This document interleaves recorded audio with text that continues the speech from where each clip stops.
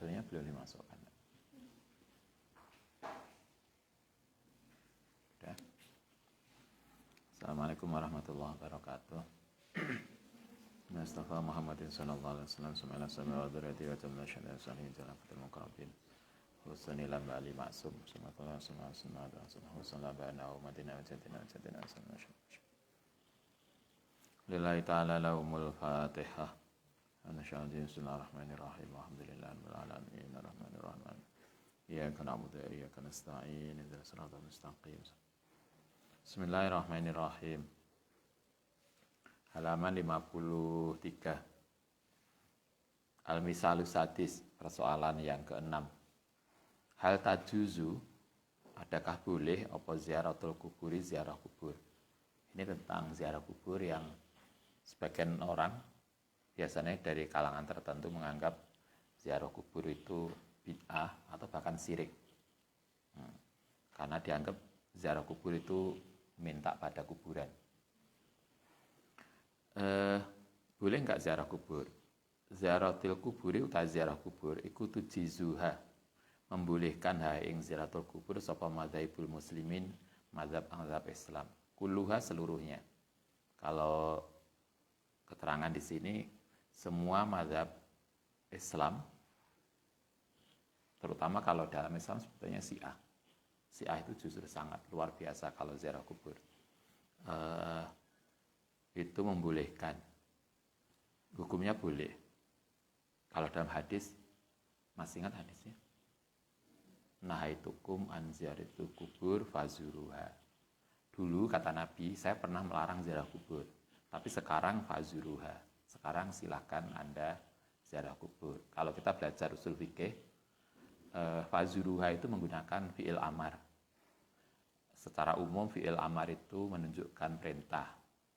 Sehingga karena dia perintah maka wajib. Tetapi karena fazuruha, kata fazuruha yang fi'il amar tadi jatuh setelah larangan. Itu ngaji malam Sabtu. Malam Sabtu ya, Ustaz Zainul. Malam Minggu itu Sabtu. Wah, selalu libur suwe, libur setahun. Kan mulai tahun kemarin toh liburnya. Nah, kalau dalam usul fikih begitu. Kaidah usul fikih adalah al-asal fil amri lil wujub, bahwa setiap kata perintah itu menunjukkan wajib. Karena fi'il amar tadi, fazuruha itu menggunakan fi'il amar, maka secara normatif fazuruha ziarah kubur itu wajib. Tapi karena fazuruha itu jatuh setelah nahaitukum, larangan, nahaitukum an ziaratil kubur. Saya dulu pernah melarang kamu untuk ziarah kubur. Tapi sekarang fazuruha. Maka kaidah usul fikih mengatakan setiap kata wajib yang jatuh setelah larangan, maka setiap fi'il amar yang jatuh setelah larangan tidak lagi menunjukkan wajib, tapi menunjukkan boleh. Itu kita harus paham itu. Kalau Anda lihat di Quran terkait dengan haji, ada toh haji itu saat kita haji kita dilarang berburu. Jadi berburu binatang nggak boleh, kemudian mencabut rumput nggak boleh, apapun nebang pohon juga nggak boleh. Ketika niat ikhram nggak boleh itu. Tapi setelah itu ayat Al-Quran mengatakan fastaudu, berburulah. Berburu itu dengan menggunakan fi'il amar. Kalau kita nggak bisa usul fikih, itu akhirnya kita salah memahami. Karena fi'il amar berarti fi'il amar itu menunjukkan wajib. Karena itu berburu setelah haji menjadi wajib. Itu berarti kita nggak ngerti usul fikih. Fastaudu itu benar menggunakan fi'il amar, tapi fastaudu itu jatuh setelah larangan berburu kata musim haji. Sehingga fastaudu itu hanya menunjukkan boleh. Sehingga kalau kita sudah ikhram, setelah selesai ikhram, boleh kita berburu, tapi tidak menunjukkan wajib. Dalam hadis tentang ziarah kubur juga gitu.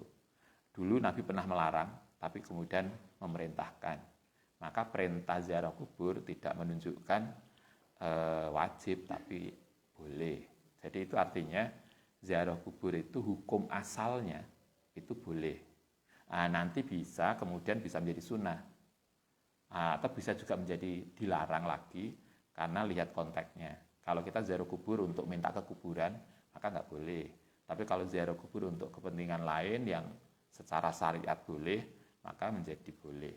Tapi prinsipnya pada dasarnya ziarah kubur itu hukum asalnya adalah boleh.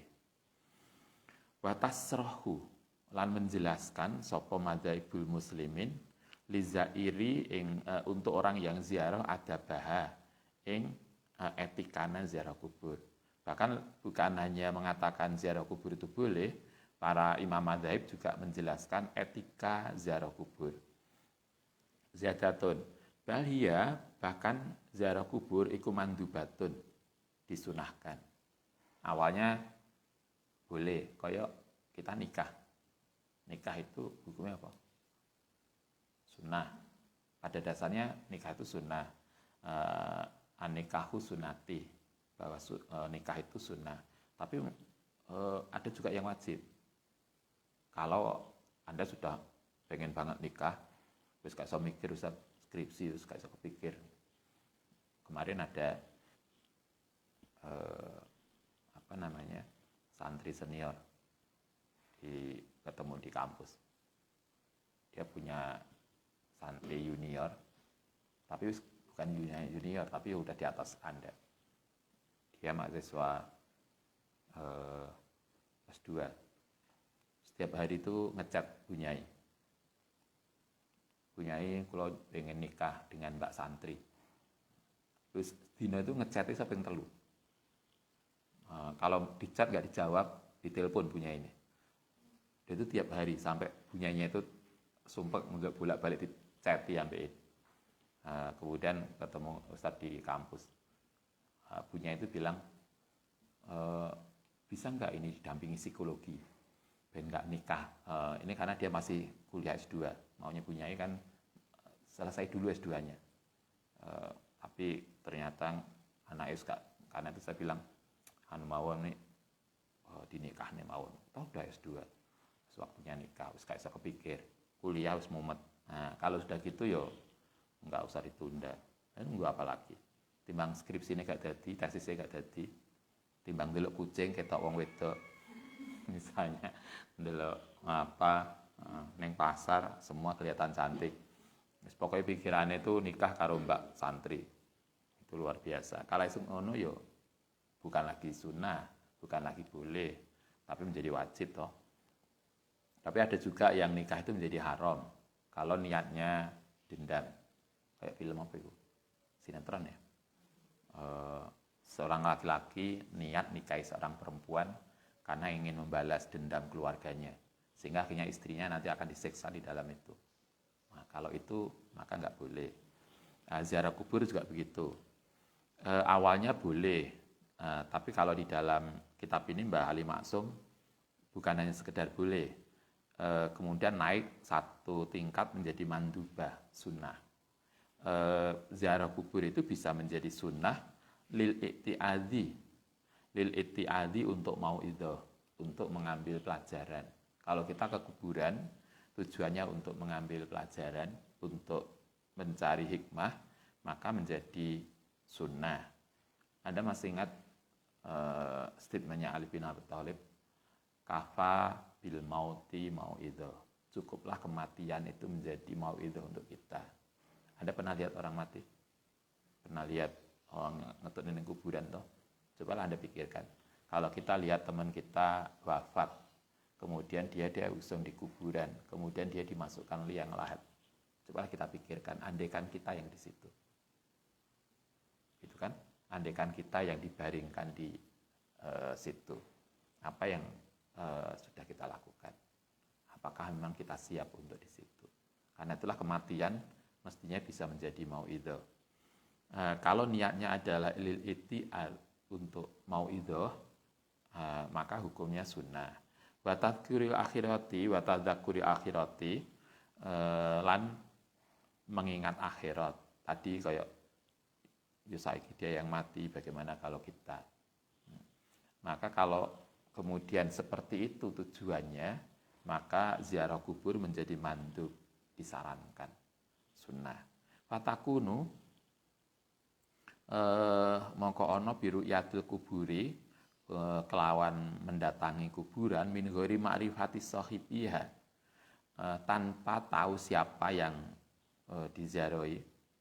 Jadi datang aja ke kuburan tanpa tahu kita iki kuburane sapa, awenah itu ain utawa untuk memberikan doa iku fatusanu. Mongko disunahkan likuli muslimin untuk setiap orang Islam. Kalau kita masuk ke kuburan untuk mendoakan orang yang ada di situ, maka hukumnya sunnah mendoakan. Kita kemarin mengaji Al-Kar, kita di dalam hadis itu banyak toh disampaikan. Kalau kita ketemu kuburan, kita disunahkan untuk kirim Fatihah.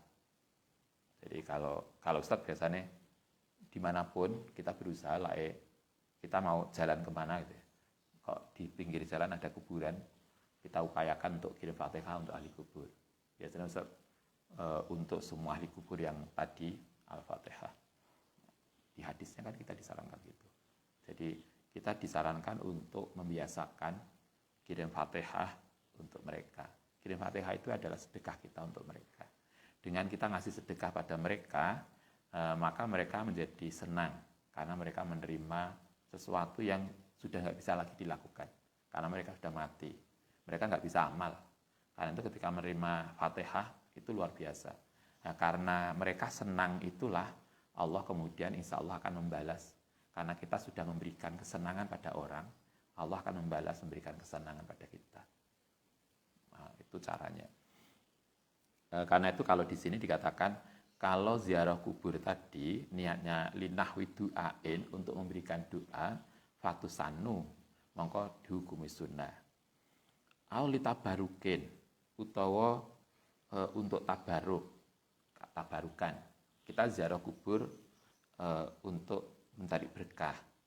Fatusanu mongko disunahkan li alil khairi, maring ziarah kubur maring orang yang baik, kepada orang-orang yang dikenal solih. Kalau kita biasanya wali songo, para aulia, kita ziarah kubur pada orang-orang yang solih itu dengan niat tabarukan untuk mencari berkah, maka itu boleh.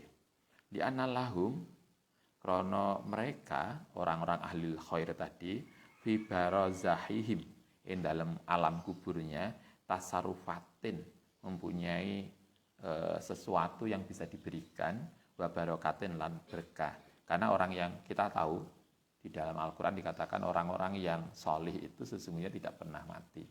Mereka hanya pindah dimensi aja toh. Kalau kita belajar fisika kan gitu.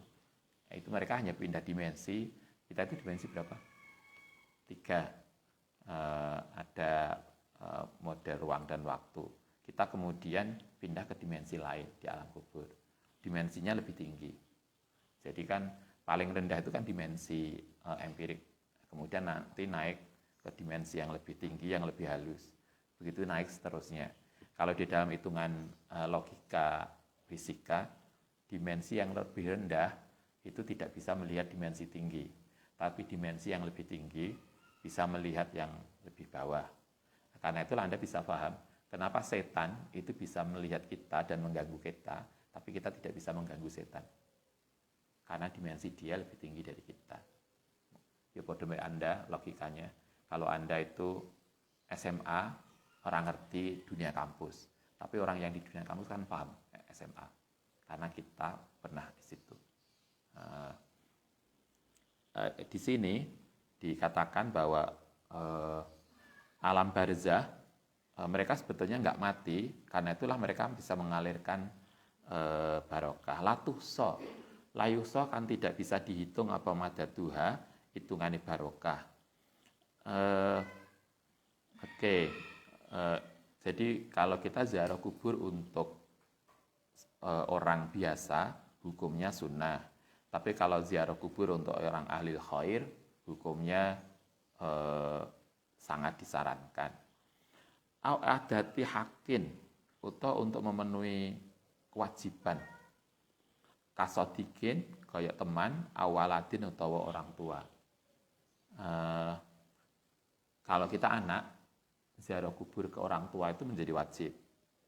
Faqat rawa teman-teman meriwayatkan sapa Al-Hakim an Abi Hurairah radhiyallahu an man zara man sapane wong zara kang ziarah kubur sapa man qabra walidayhi ing kuburan kedua orang tuanya au ahadima utawa salah satunya fi kulli jum'atin ing dalam setiap Jumat ghafarallahu lahu maka akan mengampuni sapa Allah lahu maring man. Kalau Anda orang tua masih penuh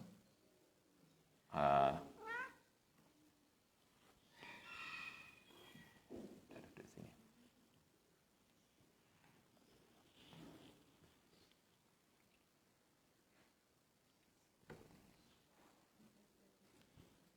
Duduk. Dia ikut ngaji. Tekondi mau. Nah, ziarah kubur untuk orang tua.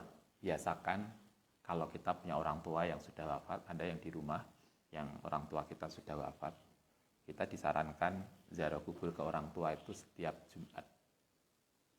Seminggu sekali. Kayak seminggu sekali ya, sebulan sekali. Kalau jauh, biasanya kita Lebaran ya, nyekar. Nabi pernah mengatakan ini, siapa yang ziarah kubur pada hari Jumat, kalau kanjeng Nabi biasanya kanjeng Nabi itu kalau riwayat dari Sayyidah Aisyah itu ziarah kubur ke Baqi', keluarganya Nabi. Semua istri Nabi itu dimakamkan di Baqi'. Baqi' itu kuburan di Madinah, dekatnya. Kalau ini Masjid Nabawi, misalnya ini Masjid Nabawi, Baqi' itu agak sini, agak kiri.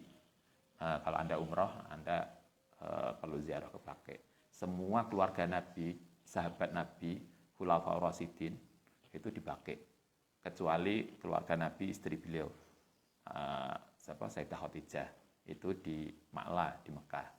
Kalau di Madinah kecuali Abu Bakar dan Umar yang dimakamkan bersama Nabi. Tapi yang lain semuanya di Baqi'. Nabi itu kalau menurut riwayat Sayyidah Aisyah kalau ke ziarah ke Baqi' itu ada dua riwayat. Biasanya beliau habis asar hari Jumat. Habis asar. Kalau nggak habis asar, itu sebelum subuh. Jadi kalau ziarah kubur, sebelum subuh Nabi itu biasanya gitu. Jadi menjelang akhir malam, sebelum subuh beliau ke Baqi'. Kalau kita ngikuti sunnah Rasul, ziarah kubur bengi. Kayak lampu, ziarah kubur. Jadi kan sunnah Rasul toh. Sunnah Rasul biasanya alasannya kan nikah lagi. Sunnah Rasul. Neng ziarah kubur juga sunnah Rasul. Hadis ini yang diriwayatkan Abu Hurairah mengatakan siapa yang ziarah kubur kepada orang tuanya pada hari Jumat, insya Allah itu kita akan dicatat sebagai wakanalan ono apa ziarah kubur tadi ku baron biwalidayhi, sebagai berbuat baik pada kedua orang tua. Kalau orang tua sudah mati, kita salah satu cara ziarah kuburnya adalah berbuat baiknya adalah ziarah kubur beliau. Wa fi riwayatin ini lebih jelas lagi. Man sapane wong zaro kang ziarah sapa man qabra walidayhi ing kuburan kedua orang tuane au ahadima utai salah satunya. Kalau yang mati baru satu berarti salah satu, atau kalau sudah wafat semua orang tua kita, ziarah keduanya faqara'a kemudian membaca sopoman indahu ono dekat kuburannya orang tua tadi Yasin, yang surat Yasin, wal Qur'anil Hakim atau membaca Quran. Berarti kalau kita ke kuburan kita biasanya tahlilan aja ya. Nah, kalau hadis ini enggak. Kalau kita ke kuburan faqara'a indahu Yasin, baca Yasin. Kalau enggak Yasin, maca Quran. Karena itu kalau biasanya Ustaz khataman. Kalau nggak iso hataman di kuburan, kita maca dari sini, wis hampir hatam, tinggal satu juz kita baca di makam orang tua, kemudian kita doa. Yang pahala maca Quran itu kita sampaikan untuk almarhum. Nah, kalau Kanjeng Nabi dawuh hadis ini gini, man zara qabra walidayhi, siapa yang ziarah kubur orang tua, kemudian maca Yasin atau wal Qur'anil Hakim, atau maca Quran, hufira lahu, maka akan diampuni lauqadiman biadati dzalika, sesuai dengan hitungan dzalika ayatan au harfan. Maka insya Allah dosa dosa orang tua kita akan diampuni sebanyak jumlah huruf yang kita baca. Quran itu berapa ribu huruf? Oke, gitu ya. Juznya 30, ayatnya 6.000 sekian ya, 6.000 sekian ayat, hurufnya wah oke banget wong sakmene kok. Coba Anda bisa bayangkan lah ya, hadis Nabi mengatakan kita akan diampuni sebanyak jumlah huruf yang kita baca. Itu hadis kedua tentang fadilahnya ziarah kubur. Hadis yang ketiga, wa fi riwayatin, dalam riwayat yang lain, man zara qabra walidayhi au ahadima kana kahajjatin. Man sapane wong zara kang ziarah kubur sapa man qabra walidayhi ing kuburan kedua orang tuane man, au ahadima utawa salah satunya, kana mongko ana apa zara iku kahajjatin kaya haji. Kalau kita belum bisa haji, salah satu pahala yang bisa seperti haji adalah ziarah kubur ke makam orang tua, maca Yasin atau maca Quran. Nabi mengatakan siapa yang ziarah kubur orang tuanya itu pahalanya kayak haji. Yang lain yang kayak haji apa? Jumatan. Kalau bagi orang yang kita belum punya kemampuan untuk berangkat haji, maka berangkat Jumat lebih awal itu pahalanya kayak haji. Karena itu kalau di rumah, kalau di Nganjuk itu orang yang Jumatan bukan hanya laki-laki, ibu-ibu juga banyak ikut Jumatan. Cuma kalau di kita kayak di sini enggak, karena perempuan itu boleh Jumatan, memang tidak wajib. Yang wajib itu laki-laki, perempuan tidak wajib Jumatan, tapi boleh. Kalau perempuan Anda Jumatan, maka itu juga bisa menggugurkan kewajiban duhur. Jadi kalau Anda ikut Jumatan, maka sholat duhurnya gugur, gak wajib, karena sudah tergantikan. Ini beberapa hadis tentang fadilah haji. Kalau hadis ini ada berapa ini? 3 ya. Pertama, siapa yang ziarah kubur orang tuanya setiap Jumat, maka itu akan dicatat sebagai orang yang berbakti pada orang tua. 1. Hadis kedua, siapa yang ziarah kubur ke orang tuanya dengan baca Yasin atau baca Quran, maka akan diampuni dosanya sebanyak huruf Quran yang kita baca. Yang ketiga, siapa yang ziarah kuburan orang tuanya, maka dia akan mendapatkan pahala seperti orang yang berangkat haji. Ada 3. Sebagai birrul walidain, akan diampuni dosanya dan seperti orang haji. Kala ngendika sapa syair rahimallahu taala, wa ya utai ziarah kubur iku sunnatu Rasulillah. Ziarah kubur itu adalah kebiasaan Kanjeng Nabi. Fakot ziarah, monggo teman-teman ziarah sapa Kanjeng Nabi alaihi salatu wasallam binafsihi, kelawan dirinya sendiri, al-kubura ing kuburan. Nabi tidak hanya memerintahkan. Kalau yang tadi fazuruha, Nabi tidak hanya memerintahkan, Nabi tapi juga ziarah sendiri, mempraktekkan. Wa alama, kemudian mengajari sapa Nabi ashabahu ing sahabatnya Nabi kaifa yazuruna, bagaimana cara berziarah al-kubura fi'lan ing perilaku fi hayati ad-dunyawiyati, ing dalam masa hidupnya Nabi. Ini ada hadis yang diriwayatkan oleh Imam Malik dari Sayyidah Aisyah, amma ziaratuhu, anapun utai ziarah kuburi Nabi lil kuburi maring kuburan, faya dulu mongko menunjukkan hal ing atase ziarah kuburi Nabi apa marawahu Malik, yaitu yang diriwayatkan oleh Imam Malik an Aisyah saking Sayyidah Aisyah anhum. Ahbaroha, ngasih kabar sapa Kanjeng Nabi ha ing Sayyidah Aisyah ana Jibril. Ini mungkin dulu Nabi pernah melarang, hadisnya pernah melarang. Tapi kemudian Kanjeng Nabi ngendika ning Sayyidah Aisyah bahwa suatu ketika malaikat Jibril datang. Dan malaikat Jibril membawa perintah Allah Ta'ala untuk memerintahkan Kanjeng Nabi ziarah ke Baqi'. Baqi' itu kalau kita tadi makam umum untuk para sahabat Nabi. Anak Jibril saat temannya Jibril iku ja'ahu datang hu ing Jibril hu ing Nabi faqala lahu mongko kemudian ngucap sapa Jibril lahu maring Nabi inna rabbaka saat temannya Tuhanmu iku yakmuru ka perintah antaktia ento mendatangi ahlal Baqi ing kuburan Baqi. Ini riwayat dari Sayyidah Aisyah mengatakan suatu ketika malaikat Jibril datang ke Kanjeng Nabi, kemudian malaikat Jibril bilang Allah Ta'ala memerintahkan Kanjeng Nabi ziarah ke Baqi. Fatastaghfira, kemudian memohonkan ampun sapa sira lahu maring Baqi. Nah, kenapa Nabi diperintahkan ziarah Baqi? Ternyata salah satu tujuannya adalah agar Kanjeng Nabi memohonkan ampun untuk ahli kubur Baqi.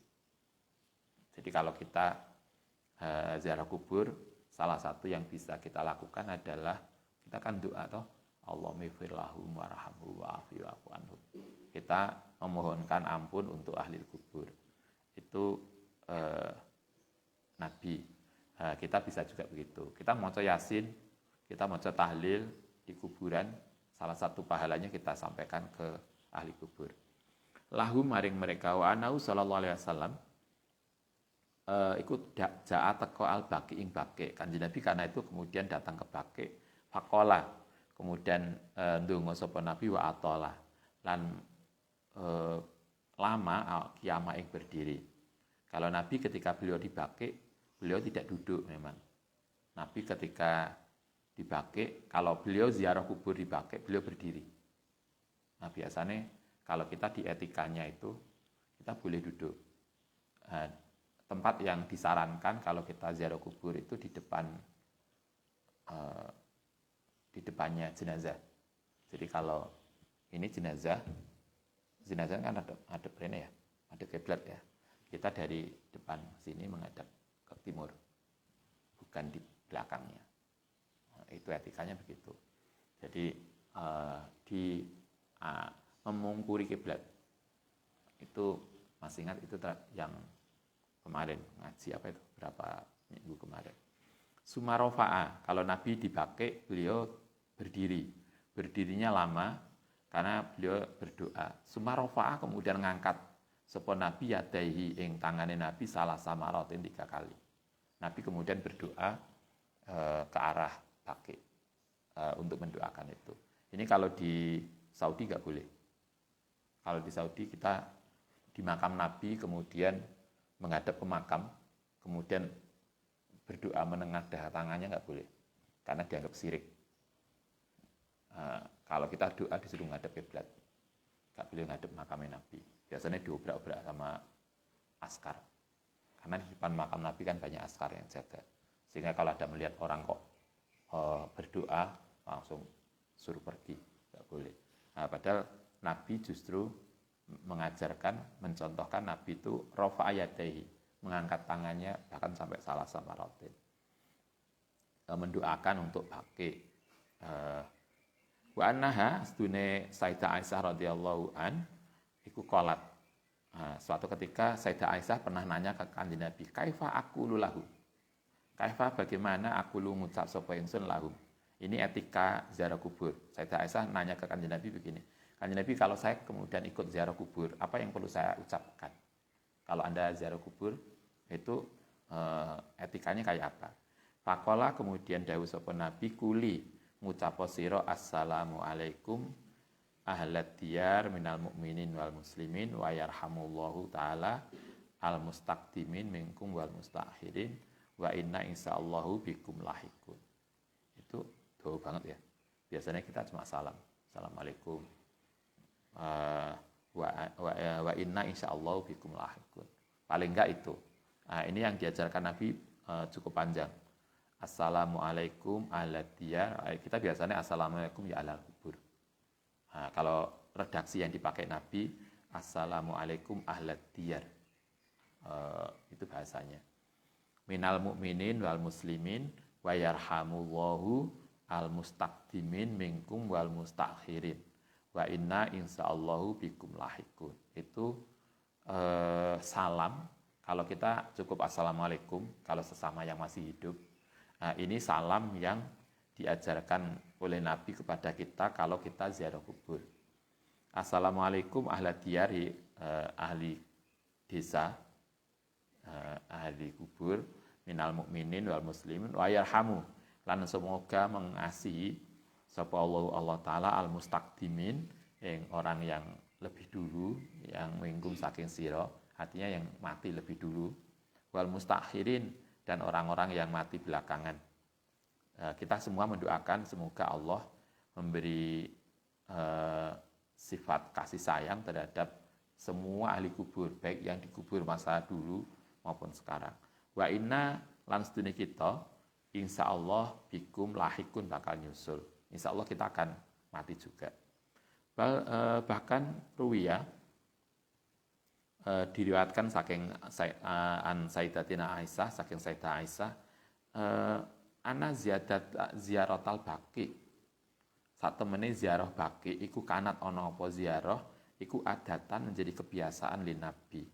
Kalau menurut riwayat Sayyidah Aisyah, ziarah baqi itu menjadi tradisi Nabi.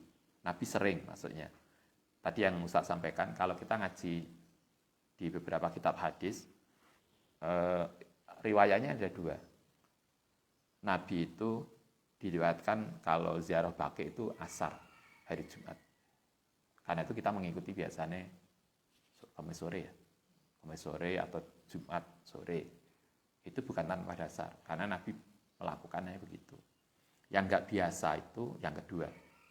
Nabi kalau ziarah baqi itu malam sebelum subuh. Itu yang kita enggak biasa. Sing alasannya macam-macam. Itu biasanya hanya kalau kita ziarah Wali Songo. Itu ada yang nggak peduli siang atau malam karena sesuai datangnya bis. Tapi kalau Nabi itu ada dua. Kalau di riwayatnya Sayyidah Aisyah, Nabi itu ziarah kubur menjelang subuh. Jadi ziarah kuburnya malam. Tapi kalau riwayat yang lain, Nabi ziarah kuburnya habis asar, sore. Jadi habis asar menjelang maghrib. Itu beliau ke baqi. Tapi yang pasti anna ziaratil baqi iku kanat adatan. Itu menjadi kebiasaan li Nabi. Itu riwayat dari Sayyidah Aisyah.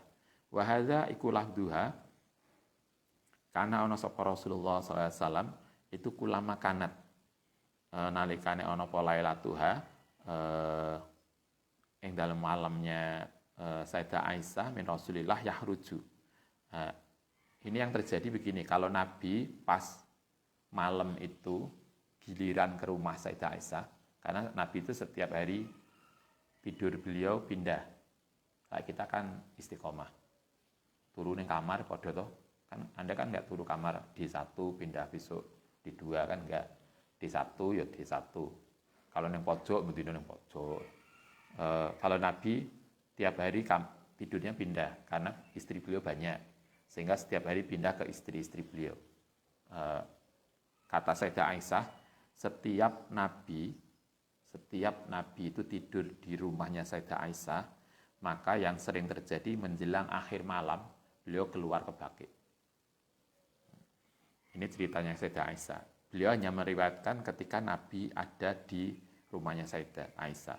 Iku yahruju keluar sapa Nabi akhirul laili, ing akhir malam. Berarti menjelang subuh, ilal baqi'i maring baqi. Itu yang dua model tadi. Ziarah kubur kita kalau Sayyidah Aisyah riwayatnya adalah menjelang pagi, menjelang subuh. Kalau dalam riwayat yang lain itu habis asar. Berarti Nabi paling tidak melakukan ziarah kubur itu dua waktu, habis asar sore atau menjelang subuh. Silakan Anda bisa mengikuti yang model mana. Waktunya dua.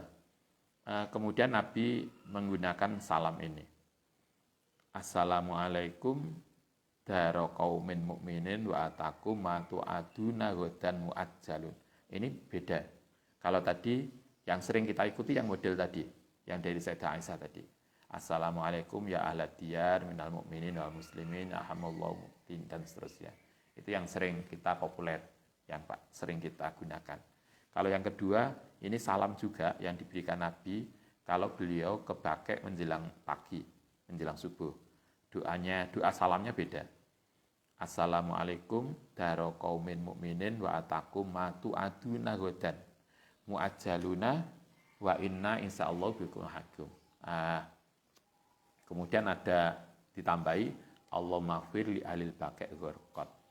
Itu doanya. Kalau bahasa kita ya Allahumma maghfir lahum warham. Salamnya sedikit berbeda tapi awal dan akhirnya sama. Assalamualaikum adaro qaumin, rumahnya kaum mukminin, wa atakum lan nekani sapa ingsun kum isra maing barang tu aduna yang bakal dijanjikan ghadan besok. Muajjalunnya hali dicepatkan, wa inna sedune kita iku insyaallah bikum lahikun. Bagian akhir kan sama, wa inna insyaallahu bikum lahikun. Kita insyaallah akan nyusul juga. Terus kemudian Nabi Allahumma firli ahli Baqi. Allahumma ya Allah ighfir mugi ngampuni sapa Tuhan li ahli Baqi. Wa amma ziyaratul mukminin, anapun ziarah kepada orang mukmin lil kuburi maring kuburan fi ahdihi ing dalem masa Nabi wa ta'limuhu lan oleh ngajari Nabi ing ziarah kubur lahum kaifa yazuruna. Sekarang rincian hadisnya tentang ziarah kubur ini ada di bawah. Bagaimana kalau kita ziarah kubur? Selain maca Yasin, maca tahlil, apa yang kita bawa? Nah, kalau Nabi biyen, kalau kita sekarang apa pakai kembang ya? Kembang. Kalau Nabi dulu nggak pakai kembang, dulu pakai pelepah kurma. Biyen nggak ada kembang. Karena itu beliau biasanya pakai pelepah kurma yang masih basah, kemudian diletakkan di atas makam. Kemudian berharap semoga ahli kubur itu diampuni dosanya selama pelepah kurma itu masih basah. Karena kita nggak punya kurma, kita ganti kembang. Jadi artinya tradisi kita ke makam bawa kembang bukan tanpa dasar. Itu ono dasar dari Nabi. Cuma kalau Nabi tidak pakai kembang. Sama dengan ini kan bahasa kita menasionalisasi ya. Kayak Nabi dulu zakat ya, tapi zakatnya kan nggak pakai beras. Karena beliau nggak makan beras. Beliau makan gandum. Karena sekarang kita nggak makan gandum, kita makan beras, zakat kita beras. Nah, tapi zakatnya kan podo. Kemudian, itu nggak sunah Rasul. Kalau Anda zakat pakai beras kan nggak sunah Rasul. Karena sunah Rasulnya pakai gandum. Nah, kita nggak bisa begitu karena konteksnya zakatnya sama, cuma kan tempatnya beda. Sama dengan kita, kalau zaman Nabi biyen, masjid itu gak ono atape. Masjidnya Nabi itu kan hanya kotak aja toh, pagar keliling. Nah, kalau kita sekarang sunah Rasul, kayak masjid ya cukup di pagar mubeng. Enggak usah atap. Malah atap itu kan wis bid'ah karena zaman Nabi enggak ono. Kan gitu.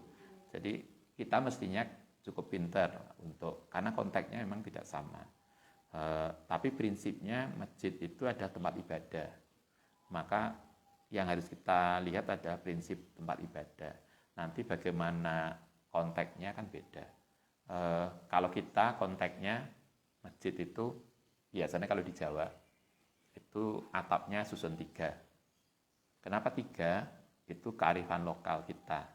Karena kita itu mengibroh, belajar dari ajaran kita iman, ada 3 toh, rukun iman, rukun Islam, ihsan. Sehingga masjid-masjid itu dulu Jawa kuno menggunakan susun 3 sebagai ibroh itu.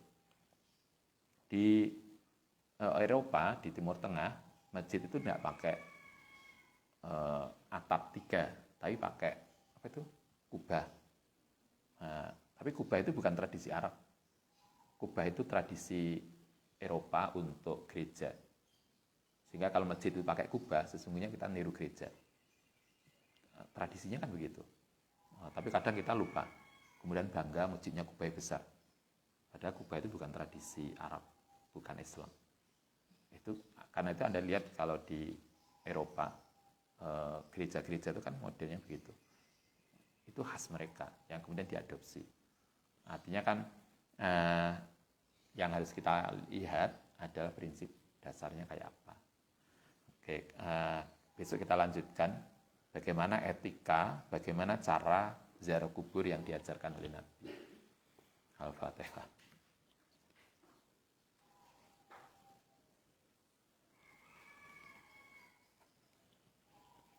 Rabbana fa'na bima 'allamtana rabbi 'allimna allati fa'una faqihna wa faqih ahlana wa qarabatina Rabbana fa'na bima 'allamtana rabbi faqih fa'una rabbi faqihna wa faqih ahlana wa qarabatina.